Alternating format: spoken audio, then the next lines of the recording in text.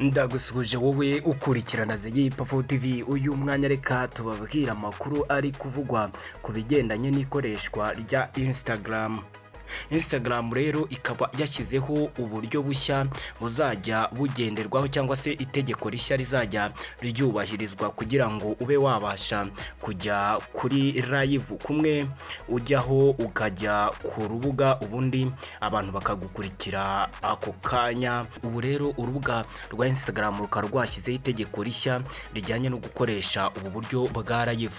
Ubu bisaba ko account yawe igomba kuba ari konti rusange, aho buri wese ashobora kubona ibyo unyuzaho kabone nubwo yaba atagukurikirana, ari byo bita public account. Ikindi ukurikirwa n'abantu byibuze igihumbi, ukaba ukurikirwa n'abantu igihumbi, ndavuga abagufollowinga cyangwa se abafollowers bawe bakaba bagera ku gihumbi. Ibi rero nibyo bizajya bituma ubasha kuba wakoresha urubuga mu buryo bwa live.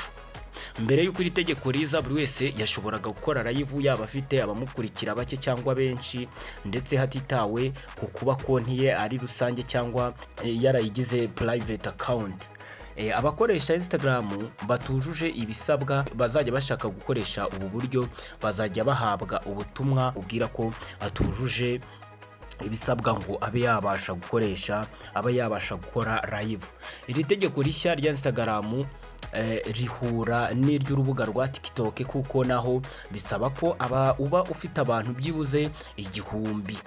Iyo udafite abantu igihumbi ntabwo ushobora gukora live ku rubuga rwa TikTok, ndetse ubu na Instagram nayo bikaba byabaye uko.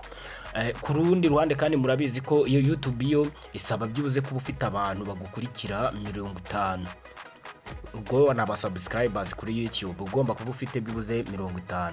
Ubu rero ukaba udashobora kuba wajya live utaruzuza aba bantu ku rubuga rwa Instagram. Ugomba kuba ufite abantu igihumbi bagukurikirana, ikindi account yawe ikaba iri public.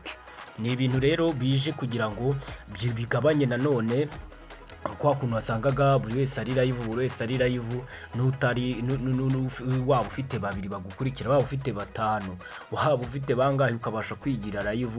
Ubu rero ntibigikunda kuko uru rubuga rwahise rushyiraho iri tegeko ribuza umuntu utujuje abantu igihumbi kuba yajya live. Ngayo nguko rero mushaka aba followers kugira ngo mubashe kuzajya mujya live muganire n'inshuti zanyu imbona nkubone kabisa. Mwakoze kubana natwe rero, andi makuru ni mu mwanya muto uri imbere.